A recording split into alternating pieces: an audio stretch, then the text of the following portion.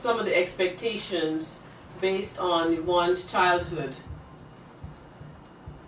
somehow gets transmitted into our present and impacts our relationships now.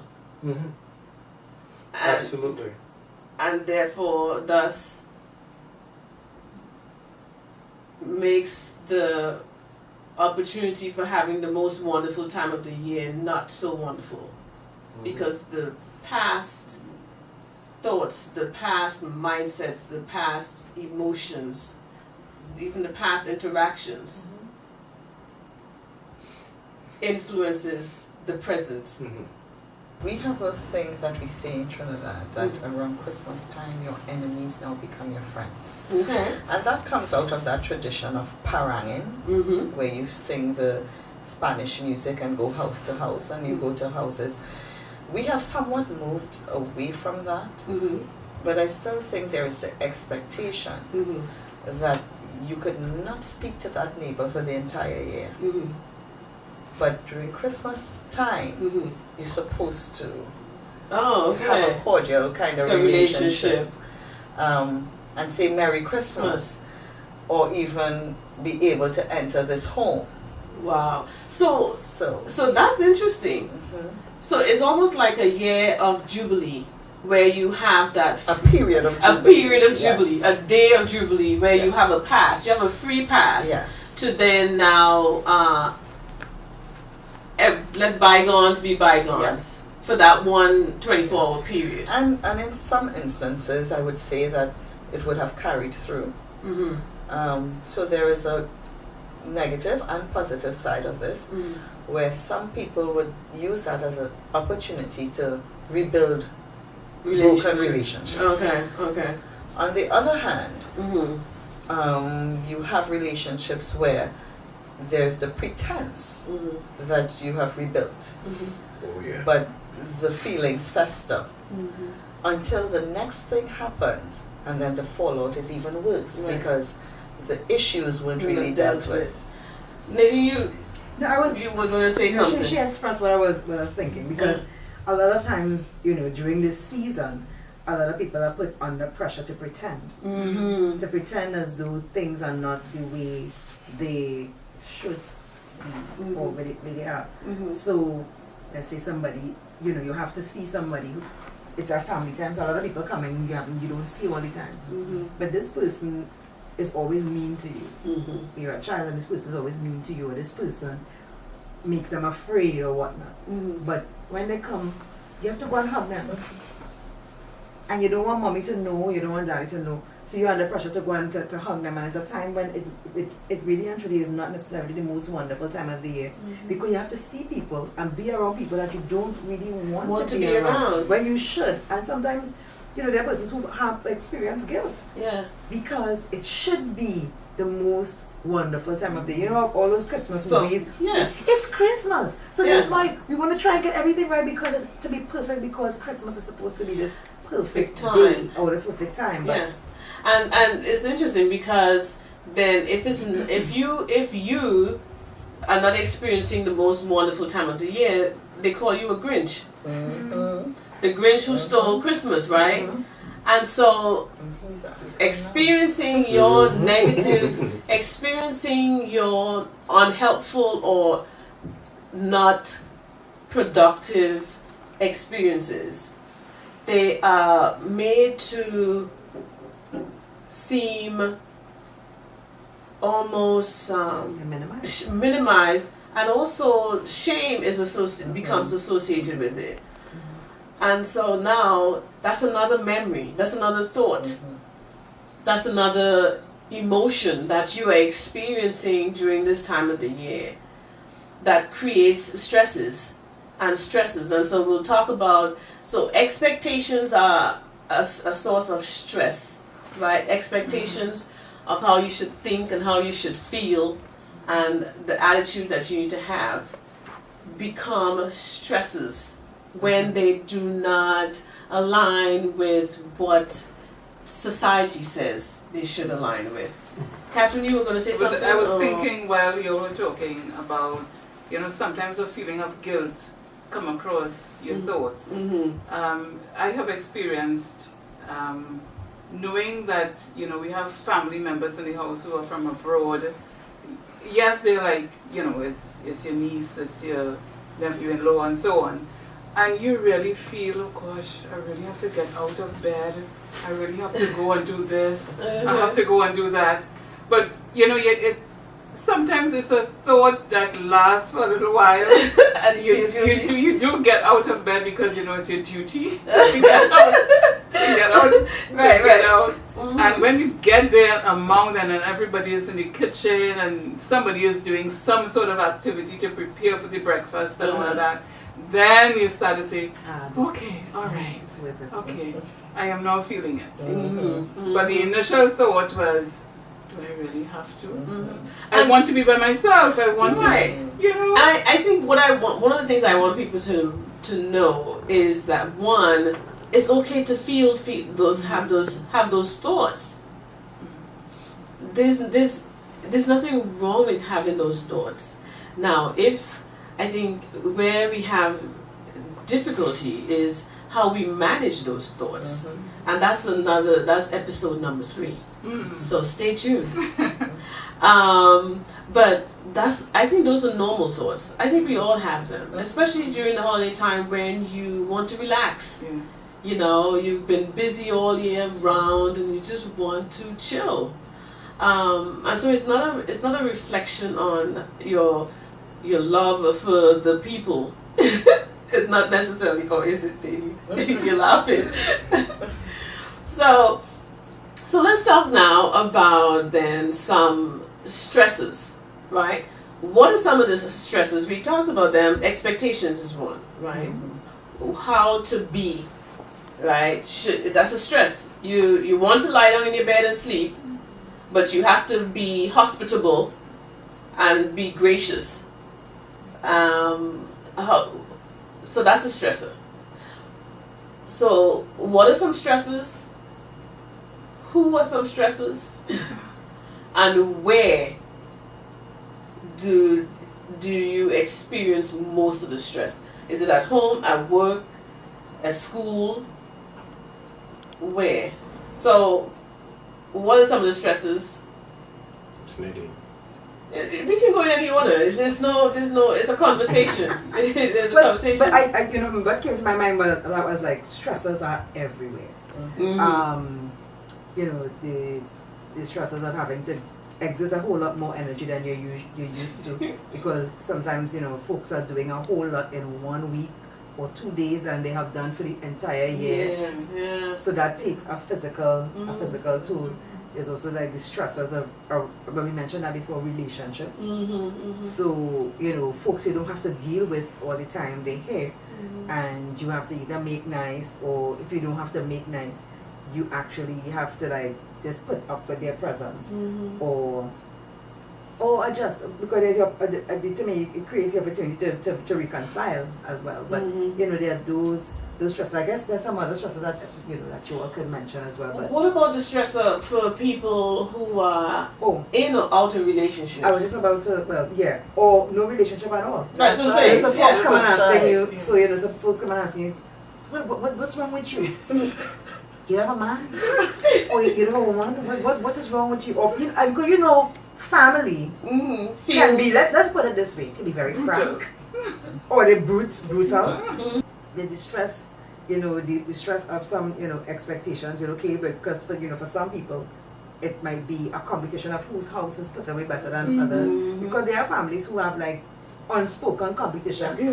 Say, oh, so you got this. And they come and feel it to see the quality, you know. Mine, I got the one. This is you got the one. You got the one for mine is 100%. Mine is 400 count. Thread count. You know, or from sheep, from wool from New Zealand. You know, so those types of relationships, and you know what? Even as adults, this in some family dynamics, when family members come together, they're adults. They might be people who are grandparents and all of that. But you know, some of the same family dynamics come together and they fit into their role. Oh, absolutely. The baby sister who is a grandmother or great grandmother ends up being, Still the baby sister. spoken to like a child in front of her children and grandchildren. And sometimes, somebody who's old issues, they resurface. Yeah. And what I want us to be able, and what we're doing here is what I want us to do, and I want people at home to do the same thing, which is recognize these types of dynamics. Recognize your thoughts about, because behaviors, I say to my students all the time, your thoughts or your beliefs influences your behavior.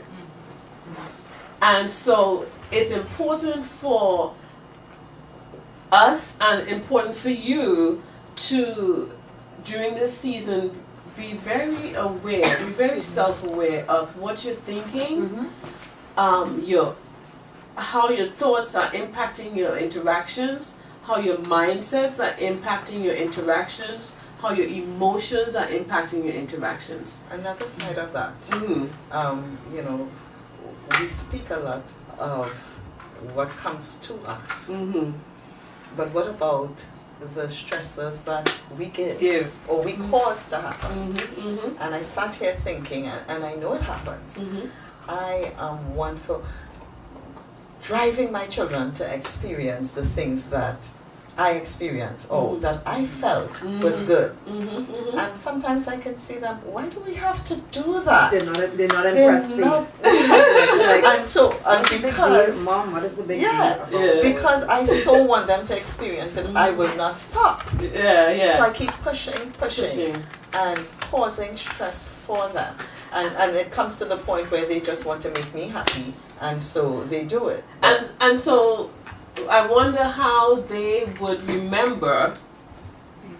How would they remember Christmas? What would be negative, right? Exactly. So which goes back to the point of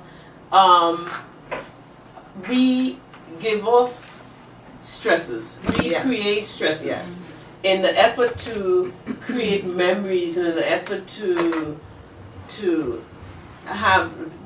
bring to the present these nostalgic types of experiences. Yeah. Interesting. So I'd like to comment on that. Oh, okay. You'd like to join the conversation on that? Momentarily. I remember loving it when my grandmother would, Christmas morning, whatever day it was, you still had to get up and go and milk the cows. And then when you come down, after you've milked the cows and it's 7:30 in the morning, you just come, get your breakfast, you get the shower, and you're good to go. But Christmas morning, you have to still come down, go and have your bath immediately, put on the first part of your Christmas clothes, and then go and help her in the kitchen. While your uncles and aunts and everybody else comes in, still in their house or their bed, snoring. I was real vexed. Why should I have to go and do this and them in their bed sleeping? So you're saying the grandchildren the kids, we would pick up the slack. We would pick stuff up. And then as you morphed into an adult, you now want to make sure that them there can do what you can. You mean the younger them supposed to be doing this, I do it, you supposed to be doing it. But the worst part of the day would be that you could see the old patterns of behavior coming out. You could almost set your watch or your clock by it. I'd watch my grandfather. He'd be all, I'd sit and have breakfast with him. Everything is smooth and fine until he has the first sugarcane brandy, Cockspur sugarcane brandy, or the other one. I can't remember it, but as soon as he has the first one, it's very calm, very kind until about 1 o'clock you eat. Then at 2, then they have the discussion. And then all the anger, the frustration that they've had with each other, not just for the year, but the resentment they've been building up for the entire year and years, boils out, and then you have the cussing. And then as a child, you want everything to be peaceful, Because if you've grown up in an alcoholic home, as a child of an alcoholic, the sense of uncertainty that exists. And the challenge is, even as you grow up, even though you're not drinking, sometimes I liken it to being a dry drunk. You're still propagating those same behaviors even though you don't drink. So the holiday time for you was, like you said earlier, started off saying it was fraught with anxiety because it included alcohol, and that was just a re-traumatization of what you experience on a daily basis And in your home where you grew up. The problem wasn't the alcohol. The problem really wasn't the alcohol. It's when they drink it to excess. Other stresses are societal expectations in terms of putting stuff up in the house, and if you have this or if you don't have that, the gifts you're supposed to give your kids, all of those expectations. Where are some places, and Nadine said earlier that everywhere is full of stress, but where are some places you may go that adds to your stress during this season? First thing that comes to mind, for those who might have experienced some type of trauma, whether it's physical, sexual, emotional trauma, going back to some of the places where that might have occurred, but it's in a celebratory setting. Having to go back into that space will definitely be stressful. And just to kind of go back, we talk about family and friends coming together and haranguing. Imagine people who were your perpetrators or abusers come into your house, or even if it's just for a short while to get the drinks or whatever, and you having to see that person or interact with them, the kind of trauma that this holiday season would bring. Yeah, and just highlight in this moment the issue of child sexual abuse. These statistics would show, especially here in Trinidad, that most of the incidents of child sexual abuse occurs during the holiday period. So after Christmas, so after the holiday time, unfortunately, the children's authority is going to be very busy because with reports of what would have happened. People go to sleep drunk or something like that, somebody stumble into a room or however things would occur during this time. Because, and of course, the perpetrators it's not the boogeyman, the stranger around the corner. The friend, the family. It's the people looking for the right opportunity. And they're taking advantage of that time. So, unfortunately, this time is not the most wonderful time of the year. Because it's a time. But when people and they come in your space, they're eating your food, they're with your mom and your dad, and you don't want your trauma or drama to spoil it, because then everybody would, because that's why a lot of people blame themselves. It's my fault. I made everybody sad. I spoiled the season because when they find out about they find out about the abuse or whatever would have occurred, all the focus comes on that. Or according to how some people deal with it, they dismiss it and say, "You're lying. Yes. Stop lying. You never. You never. You just want to spoil people. You want to stop. Yeah. You want it to be about. You want the attention. Exactly. It is not the most wonderful time of the year for many people, and I want to say that we have to be able to recognize these situations, these relationships that creates an aura or an environment that brings up unhelpful thinking or unhelpful thoughts or thinking patterns, unhelpful or unhealthy relationships or interactions, unhealthy mindsets and attitudes and emotions. It's these simple things that sends people into a state of imbalance, inter and intrapersonal imbalance. Another side, talking about, what we, you would realize that I've been speaking a lot about what we do here in Trinidad.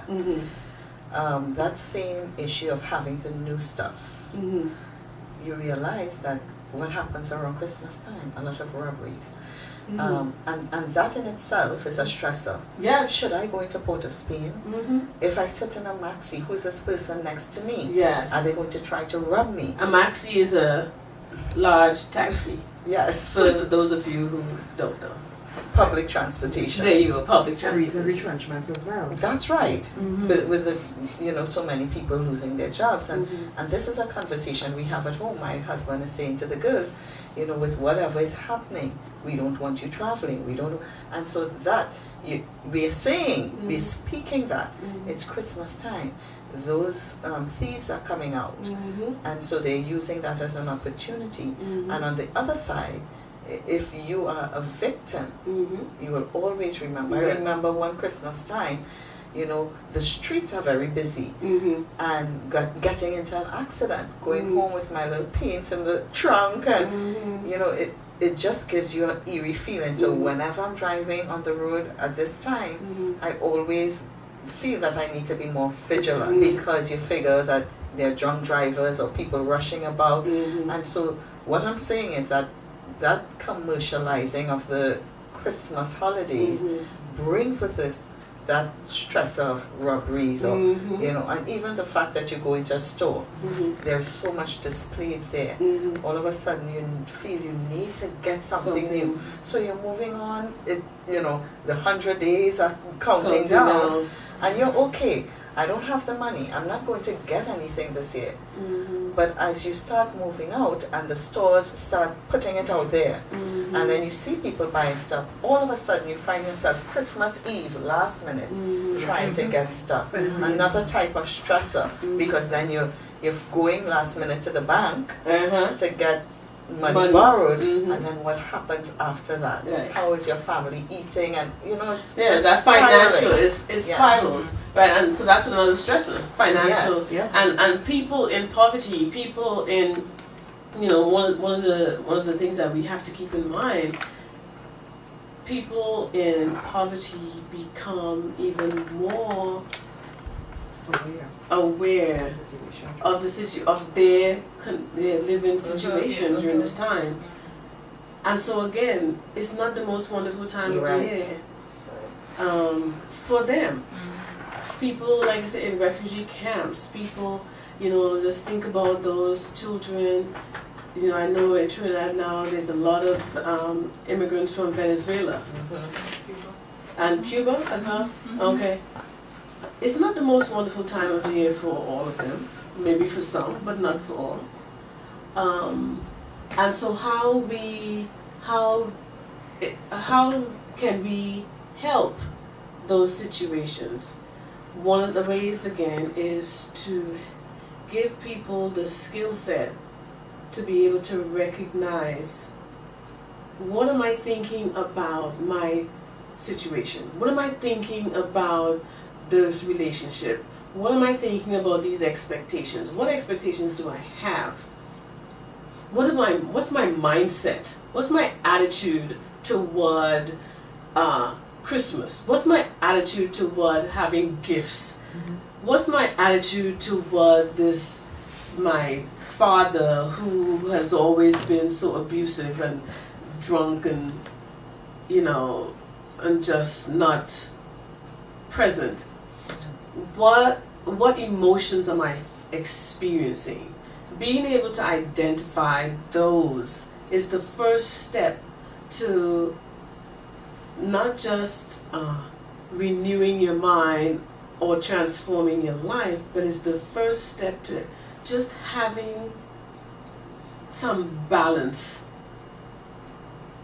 and living consciously during this difficult time of the year. Not the most wonderful time, but a very difficult time of the year for many individuals. I was thinking that, recognizing all of these things, your thoughts, how they impact your interactions, your mindset and your emotions, empowers you so that they don't, it somehow demystifies some things, or I like to say they don't hijack you, right, or overwhelm you without you being aware of what's going on. So for example, your interactions, or even you could observe it in others. So you see a particular child behaving anxiously and so on, or fidgeting, or just behaving strangely in the presence of someone else. All right, that you could be able to recognize that, or even if you recognize that there's a particular family member when you find all the time, and then when they come, they impact you a particular way. You feel insecure in their presence, or you feel, or there's some kind of comparison from since you're a child. You are fine. You and your sibling, you're fine. Your family is fine, but when these relatives come, because in their own dynamic, they compare everyone. They come and they say, this is the light-skinned one, treating that one differently, and this one, and they start calling them different things and separating them or placing them on tiers, and you know, different levels, and then they introduce thoughts. So if it is your reintroduce thoughts. Yeah. So if you recognize that, hey, these thoughts, this is not how my mom treats me. This is not who I am. They come to try and impose those type of thoughts and to change up the interaction here. But I know I'm beautiful. I know I might be the darkest one in the interaction you know, but their opinion about my complexion doesn't matter in this moment. Or to be able to own that, to recognize, and to be able to see it for what it is. Empowers the individual to be able to go into something I know that you're going to talk about in future episodes. Manage. Yes. All right. How to manage that. So. Absolutely. I love those points, Nadine. You have that ability with the RUMERTIME process. Individuals are given the skill and the ability. They're empowered. Yeah, empowered to renew how you're thinking, renew your mind. And when you're able to renew your mind, then you can change your life. You are now in the driver's seat of your life. And self-awareness is fundamental and critical to you being in that driver's seat and not in the passenger seat, having people just driving you wherever the hell they want you to take you. So I see self-awareness as like turning on the light. So there are things going on, you're hearing things bumping, moving around, and all kinds of things happening. And they could be going on, but when you turn on that light, you're able to understand, okay, this is what this is. Right. This is what's making that noise. That's what's making that noise. Maybe if I move it, I won't stumble over it in the dark the next time I pass this way. You know, and so you turn on the light, and you are able, you're empowered to be able to have some clarity and to see, assess what your resources are, to assess the situation, and to see how you're going to be able to deal with it and to be able to move forward. Right. And I think too, just to add to what Nadine is saying, once we recognize that there are some things out of our control, then that I think is necessary in terms of our well-being. That, you know, we have to stop, and when I say that, I have to, it's reinforcing my own thoughts in terms of there are things that you cannot control and just leave it alone. What you can control for yourself, because you're now self-aware of who you are and what you are, then, you know, you become more medically fit. You know, the stressors in life are not, they will be there, but in terms of how you manage it is going to be the essence of who you become. Right. Absolutely. Absolutely. Yeah. And as was brought up before, many times we try to be aware of others, and we make that the focus. But when we are aware of ourselves and make that the focus, then it's easier dealing with others. Absolutely. Absolutely. And so in closing, we want to restate: one, recognizing and understanding, let me just say recognizing, because we really mainly dealt with recognize tonight. So recognizing is equivalent or is aligned. So recognizing is aligned with self-awareness, which is the fundamental social emotional skill that we all need to use effectively in order to move from unconscious living to conscious living, and from inter and intrapersonal imbalance to inter and intrapersonal balance. When we become aware, we then are able to begin the process or the journey of renewing our minds and transforming our lives. We hope that during this episode you were able to identify your own, become self-aware of your own thoughts, your own interactions, your mindsets and your emotions, and how those impacts your holiday season or your Christmas, the Christmas season for you. Happy holidays, Merry Christmas, Feliz Navidad.